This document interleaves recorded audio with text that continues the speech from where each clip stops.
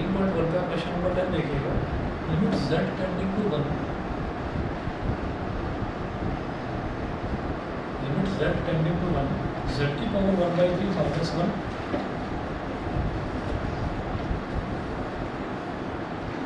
z की power 1/3 minus 1 upon z की power 1/6 minus 1। मैंने आपको बताया था कि जब भी कभी ऐसे दे रखा हो मैं लिमिट को ऊपर और नीचे स्प्लिट कर सकता हूँ। न्यूमरेटर में अलग लिमिट और डिनोमिनेटर में अलग लिमिट हम लिख सकते हैं। तो हम ऐसे लिखेंगे limit z tending to 1, z की power 1/3 minus 1 upon limit z tending to 1, z की पावर 1/6 माइनस 1। और इसको इस तरह से लिखेंगे limit z tending to 1, z की पावर 1/3 माइनस 1 है तो 1 को लिखेंगे 1 की पावर 1/3 और अपॉन में z माइनस 1 ऐसे ही लिख देंगे। ऐसे डिनोमिनेटर में limit z tending to 1, z की पावर 1/6 माइनस 1 है ना, तो 1 को भी लिख दो 1 की पावर 1/6 अपॉन z माइनस 1। ठीक है, तो यहाँ पर लिख दीजिएगा ब्रैकेट में dividing numerator and denominator both by z minus 1। Numerator और डिनोमिनेटर दोनों को z माइनस 1 से हमने डिवाइड कर दिया। क्यों करा है? क्योंकि हमें एक फॉर्मूला मालूम है लिमिट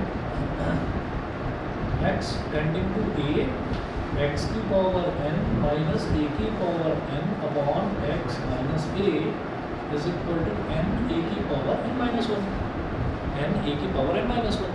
तो अब जरा देखिएगा मैंने क्या करा, z टेंडिंग टू 1 तो x की जगह तो z है और a की जगह 1 है। ठीक है, तो यहाँ पर मेरे को मिलना चाहिए a की पावर n, तो z की पावर 1/3 है तो इधर 1 है, 1 की पावर आप कुछ भी कर सकते हैं, 1 की पावर मैंने 1/3 कर दी।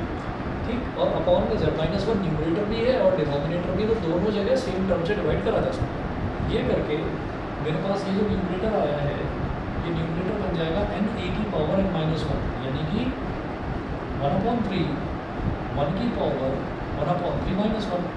ठीक, अपॉन ऐसे ही डिनोमिनेटर में यहाँ पर n क्या है 1/6, 1/6 1 की पावर 1/6 माइनस 1, तो 1 की पावर कुछ भी हो वो तो 1 ही रहेगा। हमारे पास ये आ गया 1/3 अपॉन 1/6। तो जब ऊपर भी रैशनल टर्म नीचे भी रैशनल टर्म होता है तो कैसे करते हैं, सबसे ऊपर वाला टर्म सबसे नीचे वाले से मल्टीप्लाई होकर न्यूमरेटर में आ जाते हैं 1/6, और ये जो बीच वाले टर्म्स हैं यानी कि इसका डिनोमिनेटर और इसका न्यूमरेटर ये आपस में मल्टीप्लाई होकर डिनोमिनेटर में आ जाते हैं। 3 1 3 3 2 6, तो रिजल्ट इसका 2 है। सही है, ठीक, चलिए जी वो नोट कर लिया तो हमारा। अभी देखिएगा ये क्वेश्चन नंबर 10 था, इसके बाद आपने बताया क्वेश्चन नंबर 14। हाँ ये था, तो 8 करते थे फिर 14 पर पहुँचते हैं।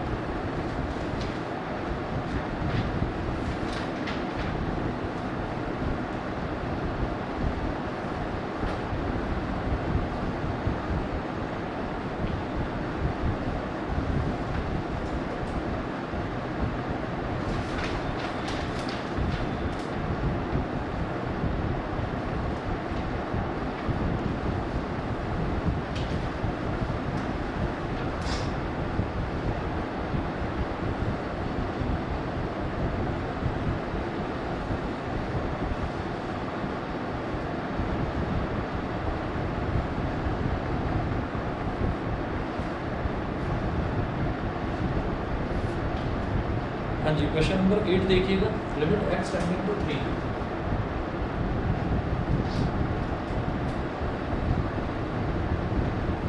x टेंडिंग टू 3, x की पावर 4 माइनस 81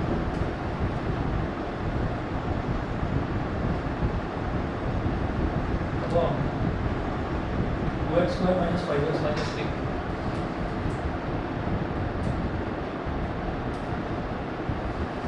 इधर अगर x की जगह 3 रखा तो 3 की पावर 4 81 होता है, 81 माइनस 81 0 हो गया। डिनोमिनेटर में 3 का square is 9, 9 two 18, 5 into 3 is 15, ये तो 18 हो गया माइनस 15, 18 माइनस 18 0। मैं इसको सीधा ऐसे लिख रहा हूँ 0/0 फॉर्म, ये हमको यहाँ पर इस तरह से मिल रही है। अब क्या करेंगे, जब भी 0/0 फॉर्म मिलती है तो या तो रैशनलाइज करते हैं या फैक्टराइज करते हैं। तो फैक्टराइज क्या होते हैं, x की पावर 4 है ना, इसको लिखेंगे x स्क्वायर का स्क्वायर, ठीक, और इसको क्या लिखेंगे 81 को 3 स्क्वायर का स्क्वायर। बताइए, ठीक है। मेरे पास a क्या हो गया x स्क्वायर और b क्या हो गया 3 स्क्वायर। तो a square minus b square ऊपर लगाएंगे, नीचे देखिएगा 2 इंटू माइनस 3 क्या हो जाएगा -6, -5 के फैक्टर्स -6x प्लस 1x क्या बन जाएगा -5x, और -6 इंटू 1 क्या बन जाएगा 2 इंटू -3 के ऊपर यानी कि -6।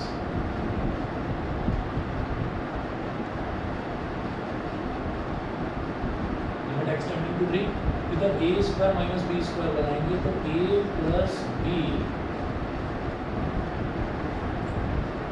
Into a minus b upon पहला और दूसरा टर्म डिनोमिनेटर में, इनमें क्या कॉमन आ रहा है 2x कॉमन ले लिया तो इधर बचेगा x माइनस 3, और इधर 1x माइनस 3 में क्या कॉमन लें, x माइनस 3 बचे 1, तो प्लस 1 कॉमन ले लिया तो क्या बचेगा x minus 3। Limit x tending to 3, numerator में x स्क्वायर प्लस 3 का स्क्वायर सीधा सीधा 9 लिखो क्योंकि ये अब सिंप्लीफाई नहीं होगा, लेकिन x स्क्वायर माइनस 3 स्क्वायर ये हो जाएगा, इसको लिखेंगे x plus 3 into x minus 3, और डिनोमिनेटर में क्या आया x माइनस 3 इंटू,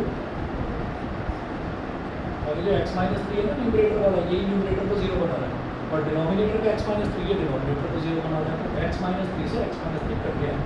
अब x की डायरेक्ट वैल्यू रख दीजिए, तो 3 का square plus 9 into 3 plus 3 upon 2 into 3 plus 1, 3 का square is 9, 9 plus 9 is 18 into 3 plus 3 is 6 upon 2 3s are 6 plus 1 is 7, 108 upon 7, ये रिजल्ट है इसका, ठीक है। इसके बाद क्वेश्चन नंबर 14 बता रहे हैं आप। क्वेश्चन नंबर 14 देखिएगा, limit x tending to 0 sin ax upon sin bx।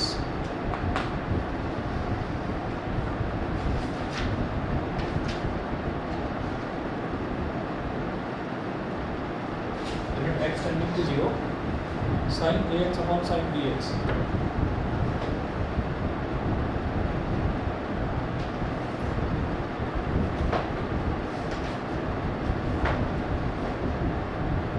और ये लगता है a कॉमा b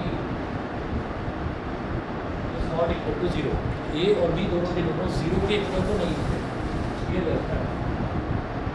अब देखिएगा, वैसे भी अगर a 0 के इक्वल हो जाएगा तो क्या बन जाएगा sin 0, sin 0 क्या होता है 0, ठीक है, और डिनोमिनेटर में b 0 हो गया तो sin 0, तो 0/0 तो फॉर्म वैसे भी इंडिटरमिनेट होती है, स्प्लिट कर दीजिए, लिमिट को ऊपर नीचे अलग अलग कर दो, limit x tending to 0 sin ax upon limit x tending to 0 sin bx। अब क्या करना है, लिमिट x टेंडिंग टू 0, अगर x 0 को टेंड कर रहा है तो bx भी तो 0 को टेंड करेगा, a इंटू 0 0 हो जाएगा, तो क्या करना है sin ax, इसको ax से डिवाइड कर दो और ax से ही मल्टीप्लाई कर दो और इसको डाल दो bracket upon limit x tending to 0 sin bx, यहाँ भी वही काम कि bx से डिवाइड कर दीजिए और dx से मल्टीप्लाई कर दीजिए, अब इधर भी x है, ये x है, x कैंसिल आउट हो गया, तो ये 2 आउट ऑफ 2 है, ये 1 हो गया, और ये a हो गया, ऐसे डिनोमिनेटर में 1 इंटू b, रिजल्ट क्या आ गया a अपॉन b। हाँ, ये रिजल्ट होता है limit x tending to 0 sin x upon x, वो 1 होता है ना, वो आता है रिलेशन। अब आप ये देखिएगा कि हमने लास्ट क्लास में शायद आपको क्वेश्चन नंबर 15 करवाया था, बस इतना ही करा था ना।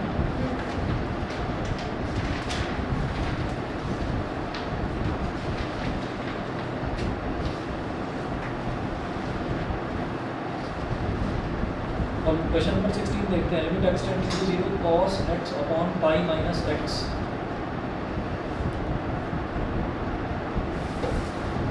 अब जरूरी नहीं है कि हर क्वेश्चन में कुछ रैशनलाइज करना हो या कुछ लॉजिक लगाना हो, डायरेक्ट वैल्यू रखकर भी आंसर आ जाता है। ऐसा ही है क्वेश्चन नंबर 16। क्वेश्चन 16 यहाँ दे रखा है limit x tending to 0 cos x upon pi minus x.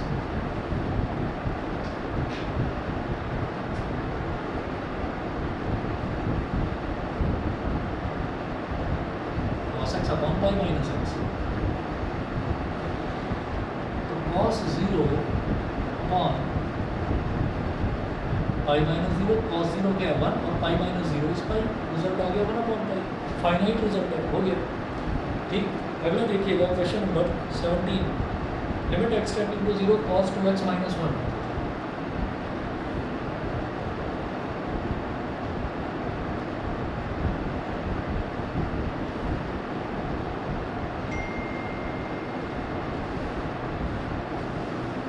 Limit x tending to 0 cos 2x minus 1 upon cos x minus 1।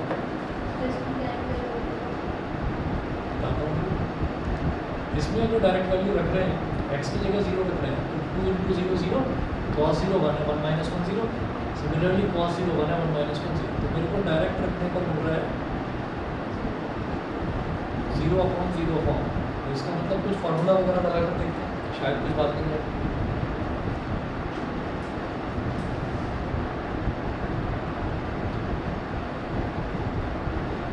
Limit x tending to 0,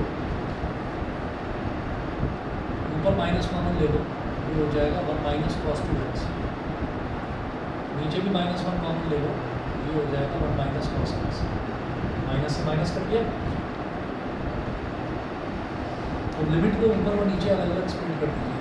limit x tending to 0, 1 minus cos 2x को क्या बोलूँगा 2 sin square x।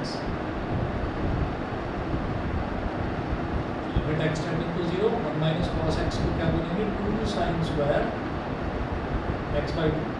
ऊपर भी 2 एक constant है, नीचे भी 2 एक कांस्टेंट है, तो 2 से 2 कैंसिल आउट हो जाएगा। समझ गए? देखिए 1 minus cos 2 theta, 1 minus cos 2 theta ये होता है 2 sin square x, 2 sin square theta. मतलब ये जो 2x है इसका हाफ हो गया। 2x का हाफ क्या होता है, x होता है ना। तो इसी तरह से 1 माइनस cos x है, तो x का हाफ क्या हो जाएगा x बाई 2, तो 2 sin स्क्वायर x बाई 2 हो गया। ठीक है, अब देखिएगा यहाँ पर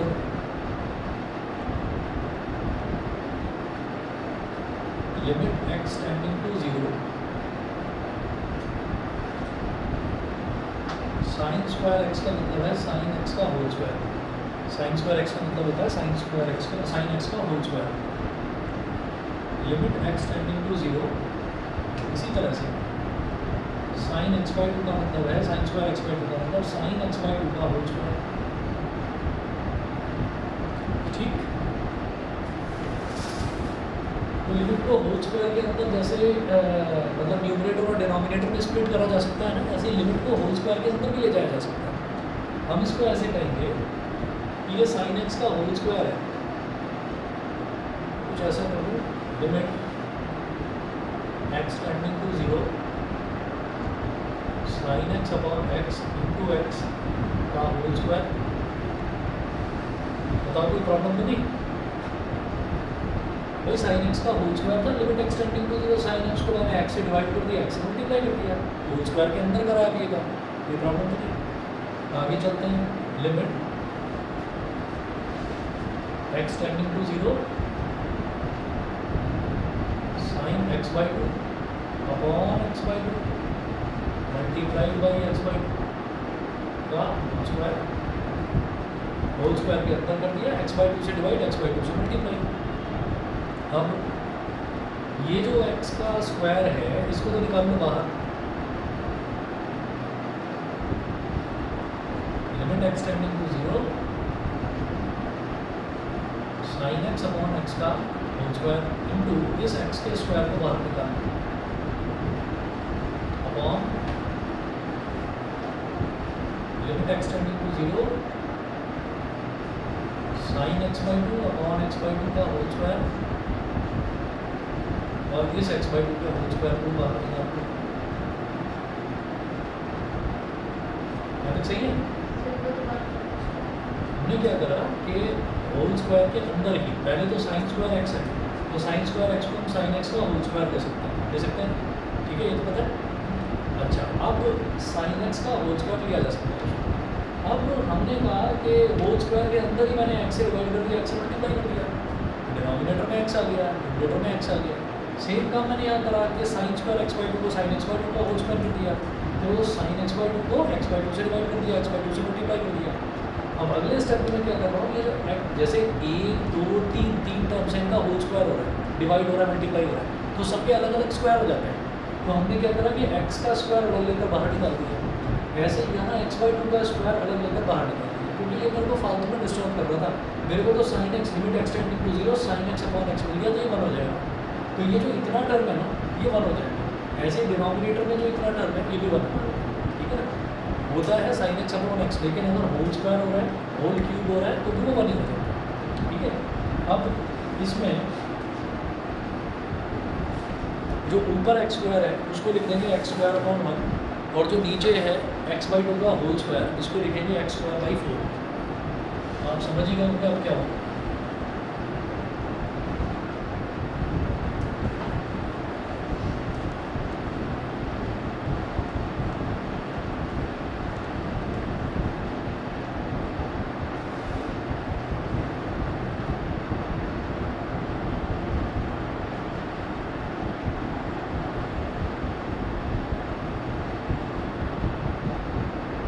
एक्स स्क्वायर अपॉन 1 और ये एक्स स्क्वायर अपॉन 4, तो सबसे ऊपर वाला टर्म सबसे नीचे वाले से मल्टीप्लाई होगा न्यूमरेटर में, बीच वाले टर्म आपस में मल्टीप्लाई होगा डिनोमिनेटर में। एक्स स्क्वायर से एक्स स्क्वायर कर दिया, 4 अपॉन 1, यानी कि रिजल्ट आ गया 4। सही है, ठीक है। क्वेश्चन नंबर 18 जरा देखिएगा, कर सकते हो या नहीं, मुझे बस 2 मिनट दो ना, अभी आओ।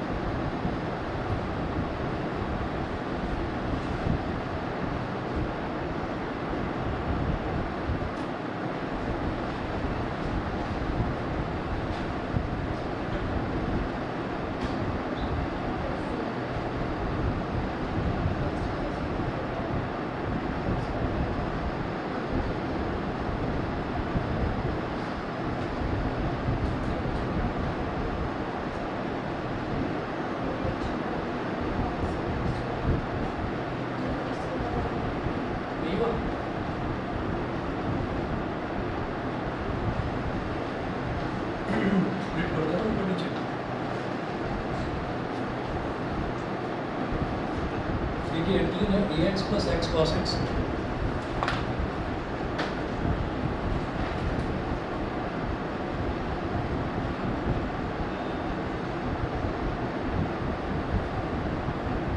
Limit x tending to 0 a x plus x cos x upon b sine x.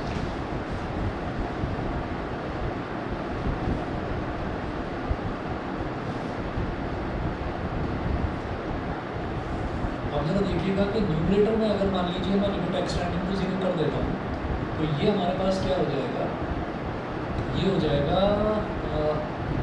0 A into 0 0 और ये 0 इंटू एनीथिंग ये भी 0 था। यहाँ साइन 0 करेंगे ये भी 0, तो ये हमको डायरेक्टली 0 अपॉन 0 फॉर्म मिल रही है। अब क्या करिएगा, लिमिट्स को स्प्लिट कर दो। Limit x tending to 0 a x plus x cos x, ये तो होगा न्यूमरेटर। डिनोमिनेटर में limit x tending to 0 b sine x. अभी क्या करिए, बी साइन एक्स में अपॉन में एक्स ले आओ और मल्टीप्लाई में एक्स ले आओ। अब जैसे लिमिट में ये बी लिखा हुआ है तो बी कांस्टेंट है, वैसे ही हमें डिस्टर्ब कर रहा है तो बी को बाहर निकाल सकते हैं।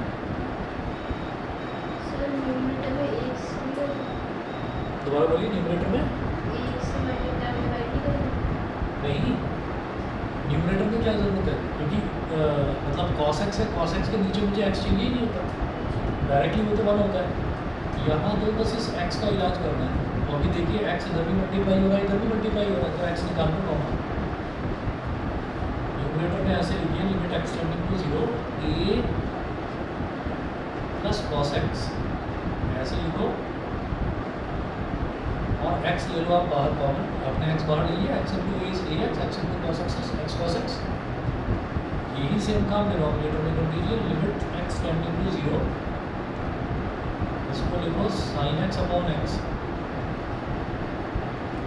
ठीक है। और इस x, ये तो x ऑलरेडी बाहर था ही, इसको b को भी बाहर निकाल दो, तो ये हो गया bx। बोलो समझ में, ठीक है। अब इसमें क्या होगा, इस x से ये x कैंसिल आउट हो गया और अब न्यूमरेटर में आ जाएगा a प्लस कॉस 0 और डिनोमिनेटर तो पूरा का पूरा 1 हो ही गया, लेकिन एक b है, b को मत भूलना।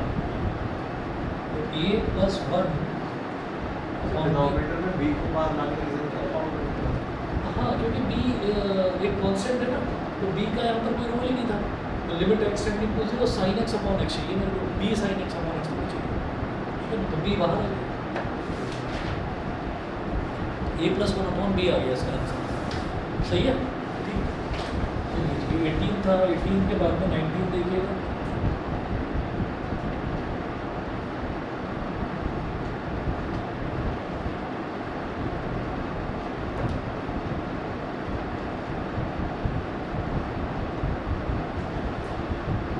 Limit x tending to 0 x sec x, x sec x, ये होगा limit x tending to 0 x sec x। अब इसमें क्या करना है, इसमें आप ये देखिएगा कि अगर डायरेक्ट वैल्यू रख रहा हूँ मैं x की जगह, अगर मान लीजिए मैं 0 डाल रहा हूँ तो 0 इंटू sec 0 तो 1 होता है, ठीक है। और ये 0 है, 0 इंटू 1 है 0, तो 0 तो एक फाइनाइट नंबर है, 0 आ गया रिजल्ट, तो क्या दिक्कत हो गया। 0 into sec 0, 0 into 1, result is 0। Question number 20 देखिएगा, 20 में है limit x tending to 0 sine a x plus b x.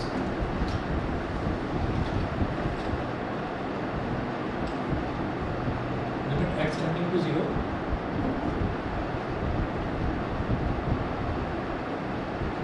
Sign a x plus b x upon a x plus sine b x.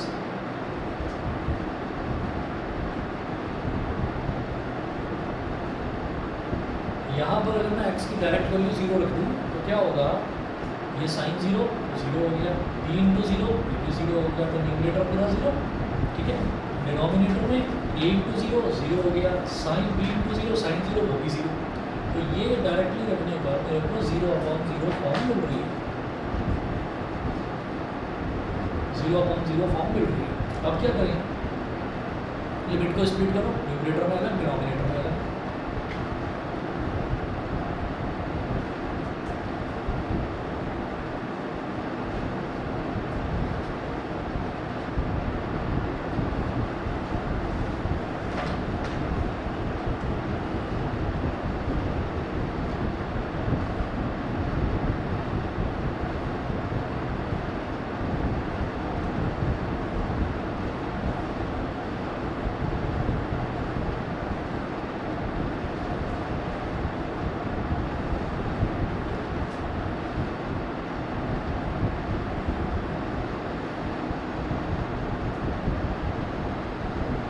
ऊपर नीचे स्प्लिट करिए, limit x tending to 0 sine a x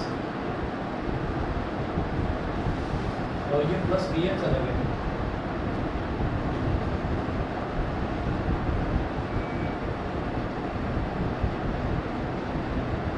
और limit x tending to 0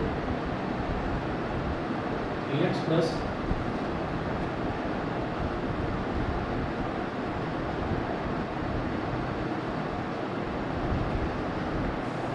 अब जो ये add होते हैं ना नंबर्स, इनमें भी लिमिट को अलग अलग करा जा सकता है। साइन ए एक्स के साथ लिमिट एक्स टेंडिंग टू 0 अलग दे दो, और लास्ट में जो प्लस बी एक्स लिखा हुआ है उसके साथ लिमिट एक्स टेंडिंग टू 0 अलग दे दो। ठीक है, एक स्टेप होगा, अभी समझ जाएगा।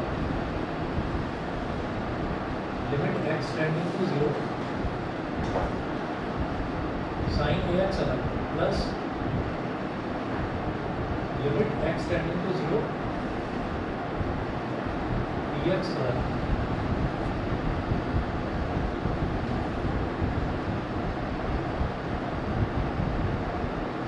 तो एक काम करिए, नहीं मतलब उसको स्प्लिट, एक चीज़ दिखाई दे रही है,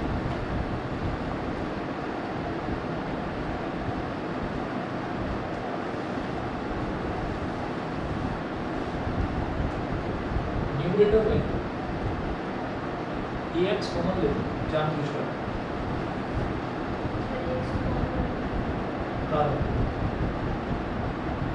कॉमन लेने का मतलब क्या होता है? कॉमन लेने का मतलब होता है कि आप उस टर्म से डिवाइड कर रहे हैं उसको, सारे टर्म्स को आप उससे डिवाइड कर रहे हैं। फॉर एग्जांपल मेरे पास अगर x cube plus x square लिखा हुआ है तो हम ये कहेंगे एक्स स्क्वायर कॉमन ले रहे हैं इसमें से। तो एक्स स्क्वायर कॉमन लेने का मतलब ये है कि आप एक्स क्यूब को भी एक्स स्क्वायर से डिवाइड करोगे और एक्स स्क्वायर को भी एक्स स्क्वायर से डिवाइड करोगे। कॉमन लेने का मतलब ये है कि आपने मल्टीप्लाई भी करा है, उसी टर्म से डिवाइड भी करा है। तो मल्टीप्लाई करके जो है उसको तो बाहर लिख देते हैं, और डिवीज़न वाला हमको समझ में आ ही रहा। X cube upon x square क्या हो जाएगा, एक्स बचेगा और यहाँ बचेगा, तो x square into x plus 1। तो कॉमन लेने का मतलब हम जो भी टर्म कॉमन ले रहे हैं, कॉमन लेने का मतलब ये है कि आप उससे डिवाइड कर रहे हैं। क्लियर मेरी बात? ठीक है, तो मैंने ए एक्स जानबूझ कर कॉमन लिया क्योंकि मैं साइन ए एक्स के नीचे ए एक्स चाह रहा हूँ। तो कॉमन लेने का मतलब ये है कि साइन ए एक्स से डिवाइड हो जाएगा, और इसी तरह से जो प्लस का बी एक्स है ये भी ए एक्स से डिवाइड हो जाएगा। ठीक है, ये तो वन बन जाएगा, तो इसको स्प्लिट करेंगे, इधर एक्स से एक्स कैंसिल आउट हो गया। सेम काम में नीचे करने वाला हूँ, नीचे क्या कॉमन भी बताओ, बी एक्स, क्योंकि साइन के साथ क्या लिख रहा है बी एक्स, तो बी एक्स कॉमन लिया जाएगा। नीचे आपने ले लिया बी एक्स कॉमन, तो क्या बचेगा, limit x tending to 0 a x upon b x plus sine b x upon b x. अब इधर देखिए न्यूमरेटर में भी एक्स है, डिनोमिनेटर में भी एक्स है, एक्स से एक्स कैंसिल आउट हो गया। ठीक, अब लिमिट को स्प्लिट कर दो,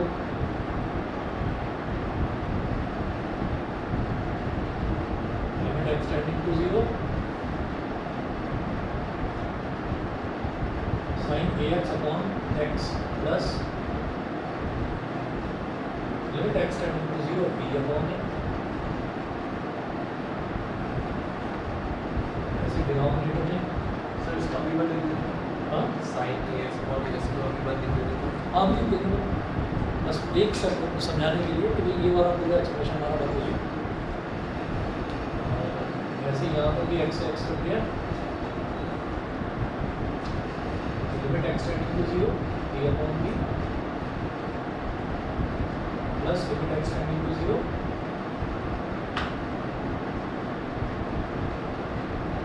sign b x upon b x अब ये sine a x upon a x limit x tending to 0 तो 1 हो जाएगा। ए ये ब्रैकेट में क्या बचा 1 और लिमिट एक्स टेंडिंग टू 0, इसमें एक्स रखने के लिए कुछ बचा ही नहीं है, ये तो कांस्टेंट है, तो ये केवल b अपॉन a ही आ जाएगा। डिनोमिनेटर में b, ये यहाँ पर एक्स रखने के लिए कुछ है ही नहीं, तो a अपॉन b सीधा सीधा, और ये हमारे पास हो गया 1।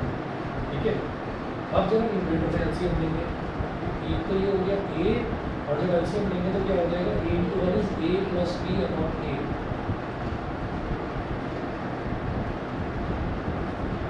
डिनोमिनेटर में अब ये b है, तो जब एलसीएम लेंगे तो b into 1 is b, a plus b upon b।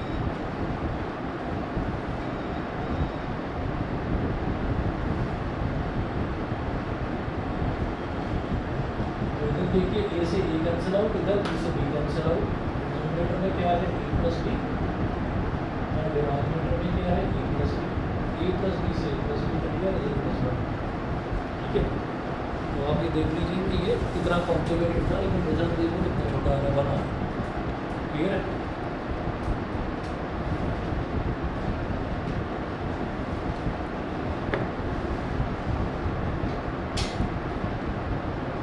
Question number 21 देखेंगे, limit x tending to 0 cosec x minus cot x।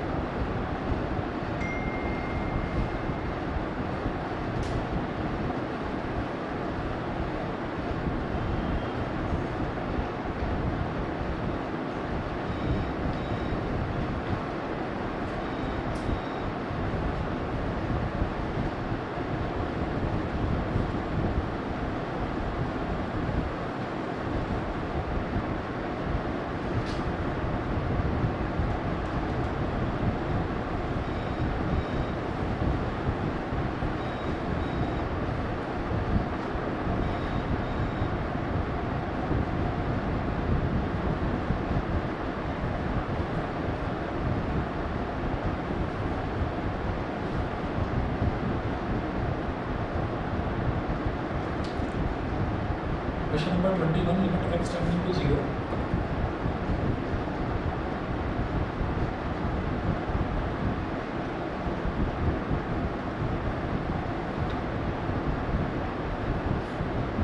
Cosec x minus cot x. Limit x tending to 0. Cosec x minus cot x.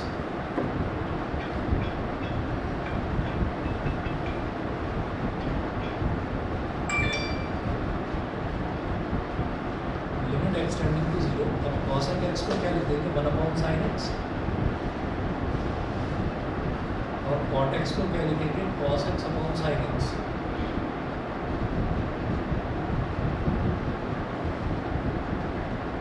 Limit x tending to 0, numerator में क्या आ गया 1 minus cos x, denominator में क्या आ गया sin x।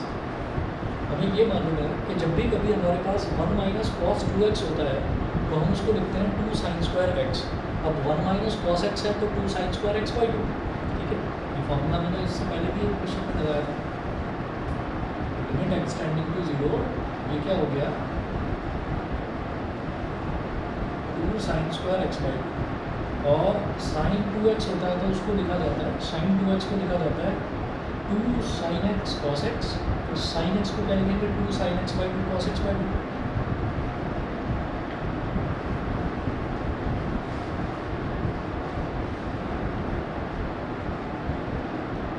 से 2 cancel, एक sin x by 2 से एक sin x by 2 cancel, result is sin x by 2 upon cos x by 2, यानी कि tan x बाई 2 आ गया।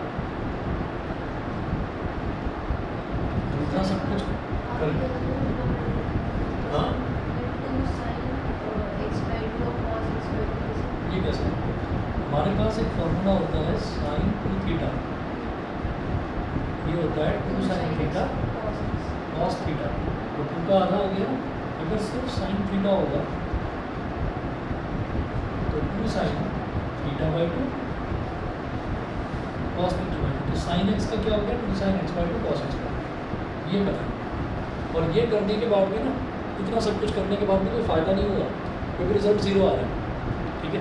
और तब क्या आ रहा था, cos x 0 जो है, cos x 0 आता है नॉट डिफाइंड, और जो cot 0 है, cot 0 भी नॉट डिफाइंड आता है। तो not defined minus not defined आ रहा था, not defined minus not defined भी 0 ही होगा, लेकिन फिर भी जब कभी इस तरीके की अजीब सी टर्म आती है कि इन्फिनिटी माइनस इन्फिनिटी आए, तो सॉल्व करके देख लीजिए, क्या पता सिंप्लीफाई करके कुछ रिजल्ट आए, हालांकि आया नहीं है। tan 0/2 मतलब tan 0, और tan 0 का रिजल्ट भी आपका 0 ही होगा। बताइए जी, क्लियर? ठीक है, ये फॉर्मूला जो है तुम कर लीजिए। और इसके बाद क्वेश्चन नंबर 22 एक बार देखेंगे। ये है limit x tending to π/2 tan 2x upon x minus π/2। इधर करवा रहा हूँ।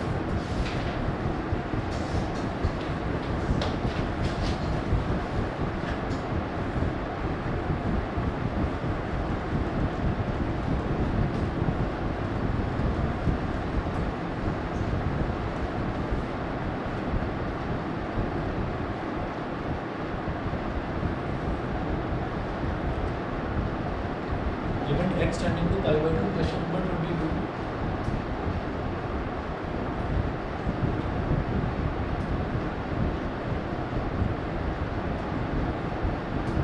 Limit x tending to π/2 tan 2x upon x minus π/2।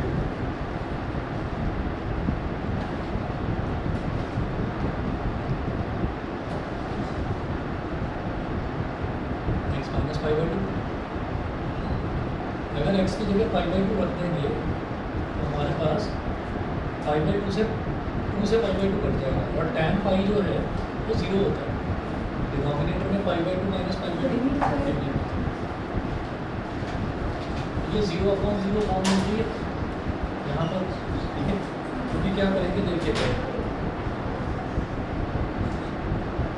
जो π/2 है इसको इधर ले आओ, x माइनस π/2 टेंडिंग टू 0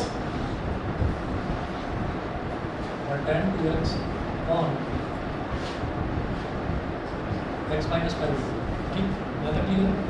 ये टेंडिंग वाला होता है, इसमें भी इसको इधर लाया जा सकता है। तो x माइनस π/2 टेंडिंग टू 0, क्या करेंगे, let x minus π/2 is equal to y। x minus π/2 को कुछ नया वेरिएबल मान लीजिए, y के इक्वल मान लीजिए, तो x क्या हो जाएगा, π/2 प्लस y के इक्वल हो जाएगा। x की वैल्यू होगी π/2 प्लस y, ठीक। अब आगे चलते हैं, तो ये लिमिट क्या हो गया, लिमिट y टेंडिंग टू 0 और tan 2 इंटू, अब x की जगह ये लिख दीजिए π/2 प्लस y अपॉन डिनोमिनेटर में x माइनस π/2 को तो y ले ही चुका,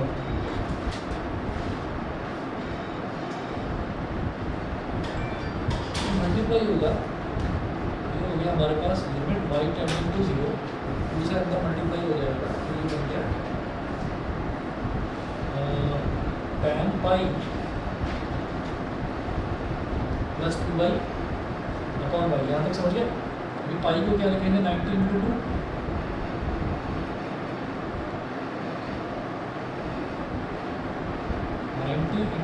प्लस 2y। हो सकता है कि तुम्हें ये समझ में ना आए, ट्रिग्नोमेट्री के टाइप का बता दूँ। 90 इंटू 2 में जब कुछ ऐड करेंगे तो हम कौन से क्वाड्रेंट में आ रहे हैं, थर्ड क्वाड्रेंट में।